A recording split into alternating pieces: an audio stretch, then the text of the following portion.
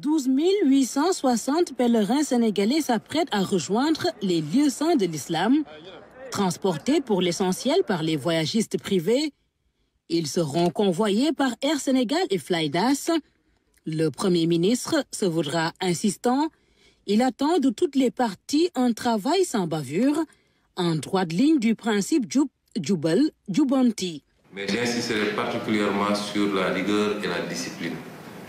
Nous voudrions dire simplement à tous les acteurs que l'État a pris toutes les dispositions et a mis tout ce qui devait l'être à disposition de ces acteurs. Et en retour, il sera intransigeant dans le suivi, l'évaluation, la situation des responsabilités et la sanction positive ou négative qui devra suivre. Nous appelons d'ores et déjà tous les acteurs à faire preuve de rigueur. Les défaillances humaines et négligences constatées dans le passé justifient la fermeté.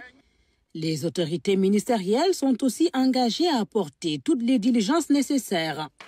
J'engage le ministre chargé du transport aérien à veiller à ce que Air Sénégal et Flynas prennent les dispositions appropriées relativement à l'état satisfaisant et à la disponibilité des aéronefs.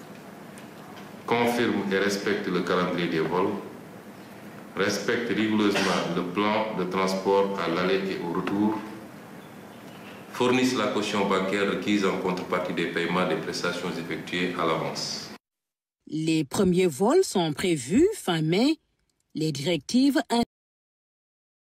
aussi sur l'hébergement, la restauration et l'encadrement des pèlerins.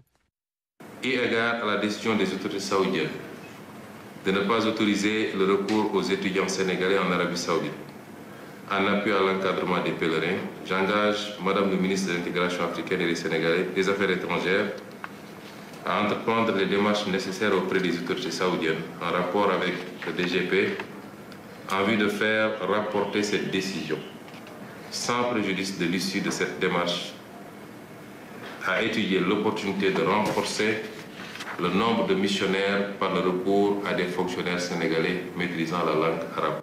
De plus, le Premier ministre demande à travailler sur la réduction du package pour le pèlerinage 2025, à apurer la dette due aux logeurs, à revoir le cahier de charges des voyagistes privés.